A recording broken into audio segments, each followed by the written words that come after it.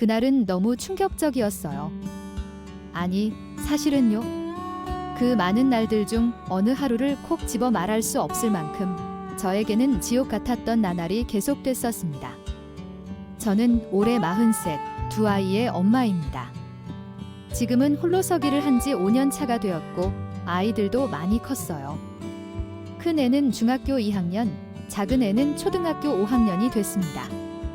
정말 다행인 건 그 지옥 같은 결혼 생활 끝에서도 제 아이들은 밝고 건강하게 자라주었다는 겁니다. 남편과의 결혼 생활은 무려 12년이나 이어졌습니다. 처음엔 참 평범했어요. 아니, 그보다 조금 더 좋았다고 할 수도 있겠네요. 남편, 그러니까 지금은 전 남편이 된 성우는 처음 만났을 때 참 다정하고 따뜻한 사람이었습니다. 대학 졸업하고 첫 직장에 다니던 시절 친구의 소개로 만났어요. 회식 자리에서 우연히 마주친 게 인연이 되었죠. 성우는 사람을 편하게 해주는 스타일이었어요.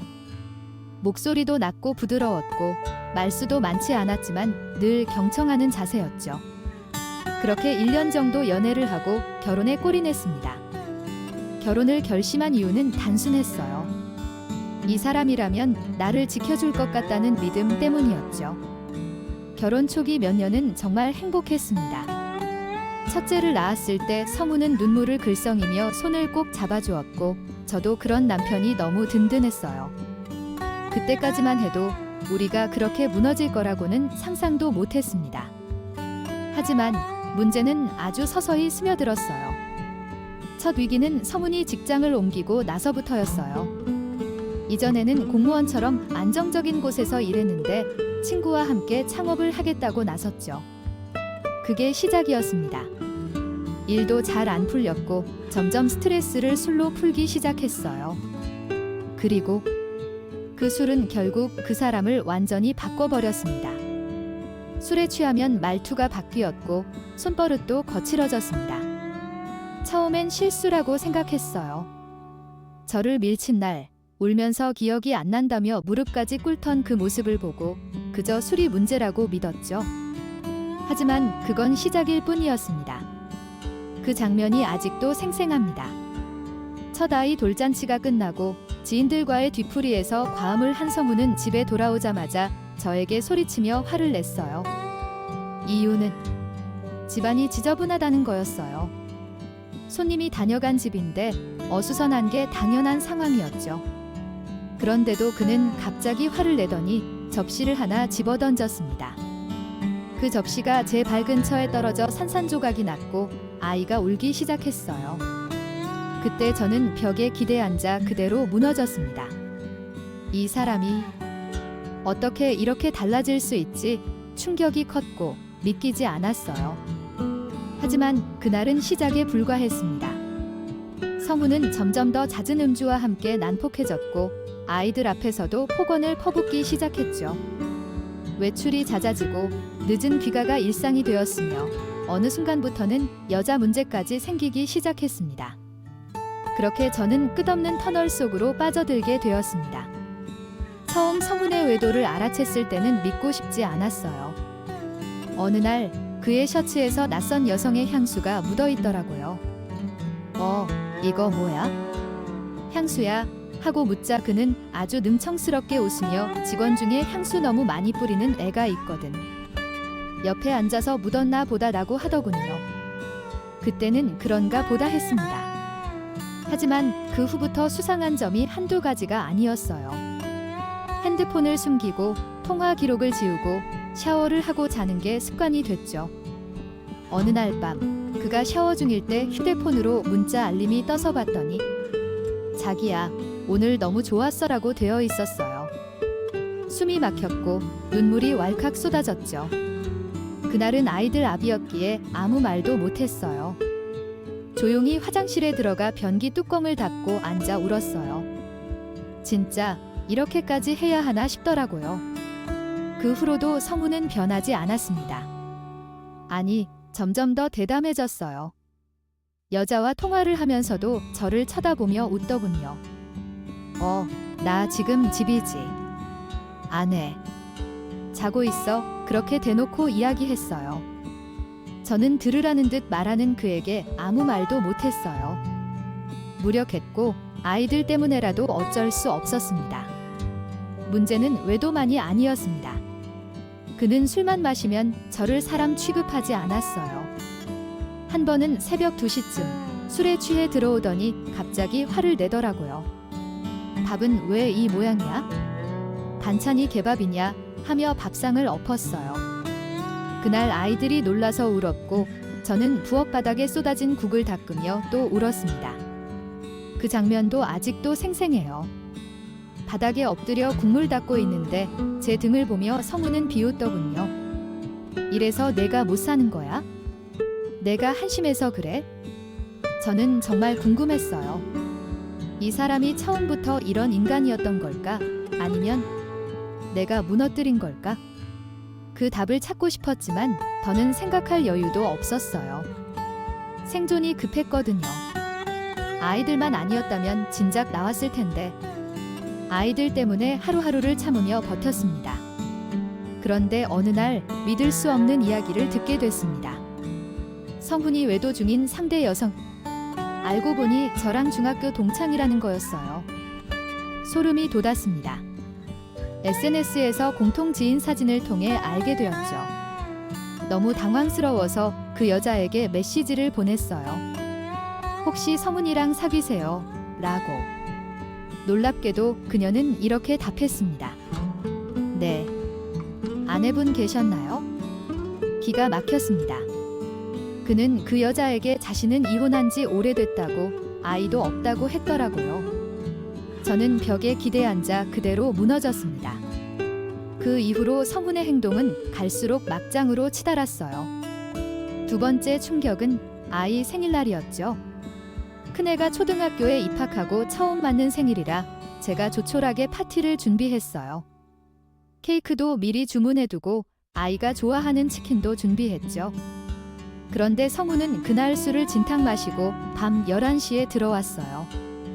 문을 열고 들어오자마자 술 냄새가 진동을 했고 아이가 아빠, 오늘 내 생일이야 하며 달려갔는데 그를 뿌리치며 이렇게 말했어요. 시끄러, 귀찮게 하지 마. 그 장면이 아직도 생생합니다. 아이는 눈앞에서 울음을 터뜨렸고 저는 얼어붙은 채 아무 말도 할 수 없었어요. 결국 성훈은 거실 소파에 쓰러져 자버렸고 저는 아이 방에 들어가서 같이 울었습니다. 아이가 제게 물었어요. 엄마, 아빠는 나 안 좋아해? 진짜 심장이 내려앉는 기분이었습니다. 아니야, 아빠가 좀 피곤해서 그래. 그렇게 말은 했지만 제 눈에는 눈물이 멈추지 않았어요. 세 번째 사건은 저희 가족이 시댁에 갔을 때 벌어졌어요. 명절이라 다 같이 모였고 성훈은 그곳에서도 술을 마셨어요. 술이 들어가자 그는 제게 온갖 폭언을 퍼부었고 시어머니 앞에서도 저를 무시하기 시작했죠. 얘는 멍청해서 애 키우는 것도 제대로 못해요. 그 말에 제 심장이 쿵 내려앉았습니다. 시어머니는 그런 성훈을 말리는 대신 오히려 저를 째려보며 말했어요. 내가 잘하질 못하니까 그런 거지? 내가 남편 스트레스 주는 거 아니야? 기가 막혔습니다. 그날 밤 저는 애들 데리고 혼자 시댁을 나왔어요. 눈 오는 밤이었는데 택시도 안 잡히고 아이들은 덜덜 떨고 제가 뭐 하고 있는 건지 모르겠더라고요. 진짜 이렇게까지 살아야 하나 싶었어요. 그 다음 날 성훈은 전화해서 어디 갔냐? 집에 안 들어올 거야 라며 화를 내더군요. 미안하다는 말은 없었어요. 저는 참았어요. 아이들 때문이었죠. 그러다 네 번째 사건이 벌어졌습니다. 성훈이 외박을 하고 들어온 날 차에서 여성용 립스틱이 나왔어요. 빨간색 립스틱. 제가 이건 뭐야? 라고 묻자 그는 코웃음을 치며 말했어요. 그냥 길에 떨어진 거야? 저는 벽에 기대앉아 그대로 무너졌습니다. 저런 사람과 내가 10년 넘게 살아왔다는 현실이 너무 참혹했어요. 그렇게 반복적인 상처 속에서 저는 매번 무너졌고 그 무너진 자리엔 아이들이 남았어요. 아이들 앞에서는 애써 웃으며 밤마다 베개를 적셨습니다. 제 내면은 점점 무너져 내리고 있었어요. 몸은 멀쩡히 살아있는데 영혼은 매일 죽어가는 기분이었어요. 아침에 눈을 뜨는 게 두려웠고 밤이 오면 또 어떤 지옥이 펼쳐질까 마음이 얼어붙곤 했죠. 아이들이 웃는 모습이 제 유일한 위안이었어요. 하지만 그 아이들조차 가끔 무표정하게 변해가는 걸 보며 이게 정말 내가 아이들에게 줄 수 있는 최선인가 싶었습니다. 매일 저녁 식탁에 앉아 조용히 밥을 먹는 아이들을 보며 마음 한켠이 조여오는 듯한 고통을 느꼈죠. 저는 점점 말수가 줄어들었고 웃는 법도 잊어갔어요. 어느 날 거울을 보며 스스로가 낯설다는 걸 느꼈어요. 생기 없는 눈, 푸석해진 머릿결, 마른 얼굴. 그게 제가 맞나 싶었어요. 언제부터 이렇게 됐지? 그날 밤 아이들이 잠든 후 저는 혼자 거실에 앉아 불을 켜지 않은 채 울고 있었어요. 그리고 처음으로 이 사람과의 삶은 이제 끝내야 한다는 생각이 들었어요. 두려움이 밀려왔죠. 혼자서 두 아이를 어떻게 키우지? 경제적으로 버틸 수 있을까? 이런 현실적인 고민이 머릿속을 가득 채웠지만 더 이상은 못 참겠더라고요. 그러다 큰아이의 말 한마디가 제 마음을 완전히 움직였어요. 어느 날 아이가 무심코 말했어요. 엄마, 요즘은 아빠 없어서 집이 조용하니까 좋아. 그 말을 듣는 순간 숨이 막히는 줄 알았어요. 이 아이도 알고 있었구나. 이 집안이 평화롭지 않았다는 걸. 그때부터였어요. 저는 마음을 먹기 시작했어요. 더 이상 참지 않기로, 더 이상 무너지지 않기로. 그 후로는 하루하루가 전쟁 같았어요. 낮에는 아이들을 돌보고 밤에는 조용히 성훈의 흔적을 정리했어요. 통장 비밀번호를 바꾸고 법적 싸움에 대비해 휴대폰에 그의 폭언과 폭력 증거를 모으기 시작했어요. 제 마음은 여전히 두려움으로 가득했지만 동시에 이상하게도 평온했어요. 이젠 내가 나를 지켜야 할 시간이다. 그렇게 제 인생의 두 번째 막이 서서히 열리고 있었어요. 각오를 다지고 나니 저는 아주 치밀하게 움직이기 시작했어요. 아이들을 친정에 잠깐 맡긴 날부터 저는 본격적인 증거 수집을 시작했죠. 성훈의 폭언은 거의 매일 있었기 때문에 저는 핸드폰 녹음 앱을 늘 켜두었어요. 너는 여자로서도 엄마로서도 꽝이야? 내가 널 왜 데리고 사는 줄 알아? 그 말 아직도 귀에 생생해요. 저는 그걸 모두 녹음했어요. 날짜와 시간까지 정리해서 파일로 만들었죠. 그리고 그가 외도 중이라는 확실한 증거를 잡기 위해 사설 탐정도 알아봤어요. 처음엔 망설였지만 이미 그는 수차례 저를 배신했고 저에게는 증거가 필요했어요. 탐정에게 맡긴 지 일주일도 안 돼서 그는 여자와 함께 모텔에 드나드는 사진들을 받게 됐어요. 제 눈을 의심할 정도로 선명한 사진이었어요. 두 사람이 나란히 손을 잡고 나오는 사진, 한 손엔 술병이 들려 있었죠. 그 장면을 보며 저는 마음을 굳혔어요. 동시에 변호사 사무실에도 찾아갔습니다. 제 사정을 듣더니 이렇게 말하더군요. 이미 충분한 사유가 있어요. 아이들 양육권도 위자료도 확보 가능합니다. 그 말에 저는 처음으로 안도감을 느꼈어요. 드디어 이 지옥에서 벗어날 수 있다는 희망이 보였어요.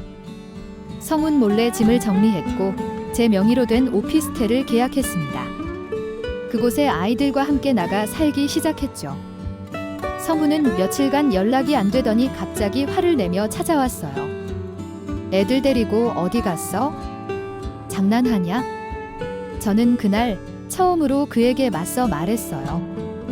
이제 당신이 우리랑 살 수 있는 자격이 없다는 걸 증명하려고 해. 변호사 통해서 연락할 거야. 그는 벙찐 표정을 지으며 나가더군요. 더 이상 눈치 보지 않겠다고 다짐했습니다. 그게 저의 인생, 제 아이들의 미래를 지키는 길이라는 걸 깨달았으니까요. 드디어 재판이 시작됐습니다. 처음 법정에 들어서는 그 순간 손이 덜덜 떨렸어요. 성훈은 변호사를 데리고 왔지만 그의 표정엔 여유가 없었어요. 법정에 제출된 폭언과 폭행 녹취록, 외도 사진, 심지어 아이 앞에서의 언행까지 모두 증거로 제출됐습니다. 판사님은 증거를 꼼꼼히 살펴보시더니 이렇게 말씀하셨어요. 이 정도면 양육권은 물론 위자료와 재산 분할까지 충분히 고려해야겠습니다. 그 말에 성우는 얼굴이 새파래졌고 저는 그 순간 벅찬 감정이 밀려왔어요. 이제 끝이구나. 판결 결과는 저에게 유리하게 나왔습니다. 아이들 양육권은 당연히 제게 넘어왔고 성우는 매달 양육비를 지급해야 했어요. 위자료도 받았죠. 무엇보다 통쾌했던 건 그동안 저를 비웃고 짓밟던 그가 법정에서 고개를 숙이고 아무 말도 못하던 모습이었어요. 그 후 저는 아이들과 함께 새 출발을 했습니다. 처음엔 불안했지만 아이들이 웃는 모습을 보며 마음을 다잡았어요. 작은 미용실에서 아르바이트부터 시작했고 기술을 배워 지금은 제 이름을 건 뷰티샵을 운영하고 있어요. 혼자 아이들을 키우며 일하는 건 정말 힘들었지만 저는 단 한 번도 후회한 적 없어요. 그런데 더 놀라운 일이 일어났어요. 재판 후 2년쯤 지나 연락이 왔어요. 성훈이 파산 신청을 했다는 거예요. 외도녀와 동거하던 그는 사업 실패에 양육비 체납으로 신용불량자까지 된 거죠. 들리는 말로는 그 여자도 떠났다고 하더군요. 그 소식을 들은 날 저는 아이들과 피자를 시켜 먹으며 조용히 웃었어요. 그리고 생각했어요. 진짜 인생은 결국 돌아오는구나. 요즘 저는 제 삶이 참 소중하다고 느껴요. 아침에 아이들과 등굣길을 걸으며 웃고 가게에서 손님들과 수다 떨고 밤이면 따뜻한 이불 속에서 조용히 하루를 정리하는 그 평범한 일상이요. 지금 돌이켜보면 그 시절에 저는 정말 많이 울고 정말 많이 참았던 것 같아요. 나 하나 참으면 괜찮겠지. 아이들만은 상처받지 않게 하자. 그런 생각으로 하루하루를 버텼던 그 시간들. 하지만 이제는 알아요. 나 자신을 지키는 게 곧 아이들을 지키는 길이었다는 걸. 세상에는 아직도 이런 이야기를 들으면 그래도 남편인데 아이들 생각해서 참고 살아야지 하는 분들도 있어요. 하지만 저는 말하고 싶어요. 절대 참는 게 미덕이 아니라고요. 별표 나를 사랑하지 않으면서 어떻게 남을 사랑하고 지킬 수 있겠어요? 지금도 어딘가에서 저처럼 마음속에 눈물 머금고 살아가는 분들이 계시다면 꼭 말씀드리고 싶어요. 용기 내세요. 반드시 끝이 있어요. 그 끝에 생각보다 더 좋은 인생이 기다리고 있어요. 제 이야기를 들어주신 여러분, 감사합니다. 그리고 만약 비슷한 상황에 처해 계신 분이 있다면 지금 이 순간부터라도 나 자신을 위한 삶을 시작하시길 바랍니다. 당신은 혼자가 아니니까요. 오늘도 사연 한 잔과 함께 해주셔서 감사합니다.